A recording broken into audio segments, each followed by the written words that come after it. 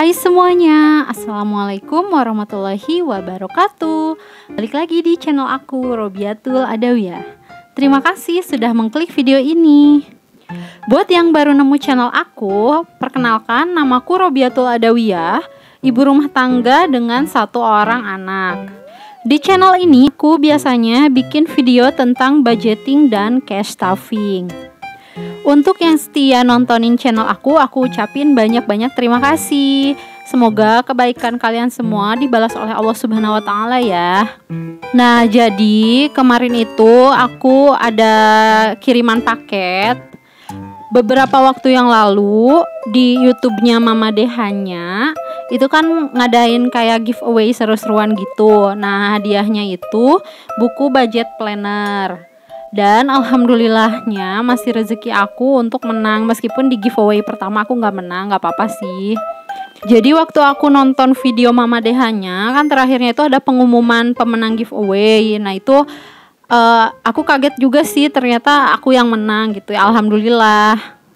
Oke, mari kita review bukunya. Jadi untuk covernya ini hardcover ya. Untuk depannya lucu sih untuk si motif covernya. Terus untuk belakangnya polos dan ada tulisan dompet pintar.id x stay organized. Oke, kita buka. Nah, untuk di halaman ini ada this book belongs to. Jadi kita bisa tulis nama pemilik bukunya. Terus di halaman selanjutnya kayak ada kata pengantar gitu. Terus juga ada untuk tempat nempelin foto. Nah, di halaman selanjutnya ini kita bisa nulis quotes yang kita sukai, mau tentang budgeting atau motivasi hidup, pokoknya terserah. Selanjutnya di halaman selanjutnya itu ada kunci sukses finansial. Jadi di sini tuh ada beberapa poin kayak tetapkan tujuan, buat apa, berapa biayanya, kapan harus tercapai, bagaimana cara mencapainya gitu. Terus ada juga hitung kekayaan dan tanggungan. Terus rekam pemasukan dan pengeluaran. Jadi kayak ngevaluasi gitulah ya, ngerinci budget trackernya. Terus di sini juga ada tulis kegiatan dan memori di kalender. Nah, di sini ada tetapkan tujuan finansial, ada quotes gitu, terus ada arti kekayaan bagiku. Nah, jadi aku itu menang giveaway. Jadi waktu itu Mama Dehanya tanya arti kekayaan menurut Momis itu apa. Dan jawaban aku ini ya.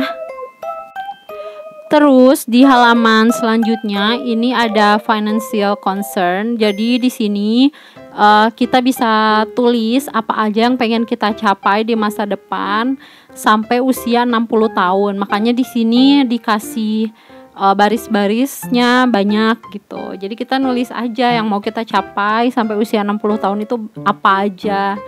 Kayak di sini contohnya ada memenuhi kebutuhan hidup rutin dan kebutuhan masa depan seperti tabungan anak kayak gitu. Kita tulis aja sih semua yang pengen capai untuk jadi impian. Di halaman selanjutnya ada Smart Financial Goals. Jadi di sini SMART-nya itu singkatan dari specific, measurable, attainable, realistic, dan time bound. Nah, kita tentu dengan jelas apa yang pengen dicapai. Terus tulis dengan jelas perkiraan biayanya. Terus susun juga strategi buat mencapainya gitu. Terus harus realistis juga. Tujuannya jangan yang muluk-muluk yang gak akan bisa dicapai. Terus di situ juga ditulisin kapan target waktu untuk mencapai mimpi yang kita ingin capai itu. Di sini contohnya punya dana darurat sebesar 12 kali penghasilan di Juli 2020 dengan menabung 20% gaji selama 60 bulan. Nah, di halaman selanjutnya ada financial goals. Jadi di sini kita bisa tulis untuk target jangka pendek dalam 1 tahun, target jangka tengah 1 sampai 5 tahun dan target jangka panjang di 5 sampai 10 tahun. Tapi di sini belum aku tulisin ya. Karena aku masih bingung gitu, masih belum pasti. Jadi nanti aku pasti isi. Selanjutnya ada 12 months financial goals. Jadi di sini tujuan-tujuan keuangan dalam 12 bulan. Jadi dalam 1 tahun ini tujuan kita apa? Tulis tujuannya, alasannya kenapa, totalnya berapa. Terus kita susun strategi buat mencapai tujuan itu. Terus tenggat waktunya kapan. Kita harus jelas sesuai dengan si kunci finansial tadi ya, yang SMART itu. Nah, di sini juga kita bisa nulis kekayaan yang dimiliki. Jadi ada aset di sini, contohnya adalah uang tunai, tabungan misalkan. Terus rumah, mobil mungkin. Terus kalau untuk tanggungan ada hutang dan cicilan. Di halaman selanjutnya ini ada persentase untuk kategori pengeluaran. Jadi normalnya itu untuk biaya hidup 50%, gaya hidup atau hiburan 20%, dan tabungan itu normalnya 30%. Di halaman selanjutnya ini ada kategori biaya hidup. Jadi kita kelompokkan yang primer dan yang sekunder. Yang primer itu contohnya kayak makan, terus kebutuhan rumah tangga, transportasi, kesehatan, dan pendidikan. Sedangkan yang sekunder itu kayak penampilan, beli baju, skincare, beli hadiah, hobi, atau misalkan mau jalan-jalan dan nonton ke bioskop.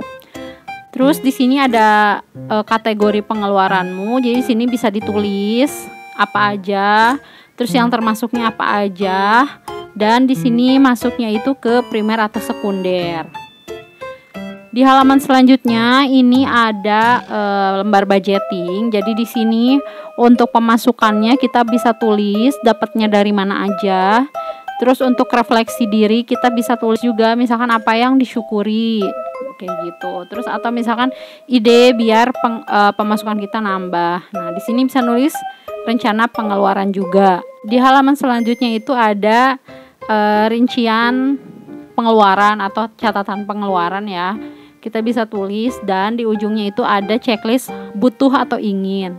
Jadi kita bisa tahu pengeluaran kita kebanyakannya kebutuhan atau keinginan. Untuk evaluasi pengeluaran, ini kita bisa bandingin dari perkiraan budget dan aktualnya. Lalu di halaman wishlist, kita bisa tulis apa yang ingin kita punya. Misalkan untuk nabung beli meja makan atau beli lemari, itu bisa di sini kayak sinking fund gitu. Nah, ini ada untuk 12 bulan si lembar budgetnya.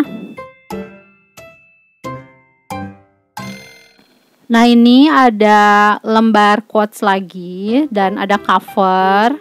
Ini juga untuk membatas antara budget sheet sama kayak kalender gitu sih ini. Jadi ini tuh kayak di bullet journal, kalender-kalender gitu. Kalian bisa isi kegiatan-kegiatan apa aja, tanggal-tanggal penting kayak gitu. Ini ada untuk 12 bulan. Dan juga ada untuk weekly-nya ya, ada untuk mingguannya.